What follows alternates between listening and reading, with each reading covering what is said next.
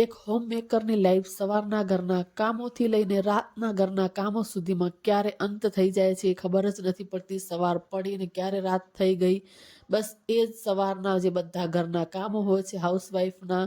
અને ઉપરથી આપણે હાઉસવાઈફને એવું કહેવામાં આવે છે કે તમે લોકો તો ઘરે જ છો, શું કામ હોય છે. બટ જે હાઉસવાઈફ હશે, જે ઘરે રહેતા હશે, એને ખ્યાલ હશે કે ઘરના કેટલાય કામો હોય છે, જેમ કે કાંઈ ઓર્ગનાઇઝ કરવાનું, પછી વોર્ડરોબ બધા સાફ કરવાના, અરેન્જ કરવાના, ડસ્ટિંગ, ક્લિનિંગ, ઝાડુ, સફાઈ, એવા તો કેટલાય બધા ઘરના જે કામો હોય છે એને બધું આપણે અરેન્જ કરવાનું હોય છે, ઓર્ગનાઇઝ કરવાનું હોય છે.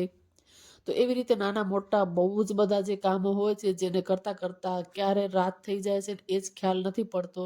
તો અહીંયા સરસ મજાનું જો મેં ઓર્ગનાઇઝ કરી લીધું છે, અને પછી જો બહારના આપણા નાના મોટા જે કામ હોય છે એ હું કરવા માટે ગઈ છું. તો બસ એટલું અરેન્જ કરતાં કરતાં આખો દિવસ ક્યાં ચાલ્યો જાય છે એ જ ખબર નથી પડતી. ને સરસ મજાનો એકદમ સનસેટ હતો એ જોતા જોતા અહીંયા કરજો મારું વોકિંગ છે એ મેં કમ્પ્લીટ કર્યું છે. પછી હું નીચે આવી ગઈ છું ને મસ્ત મજાની બરી દેખાઈ ગઈ, તો એને મેં ખાધી, એન્જોય કરી.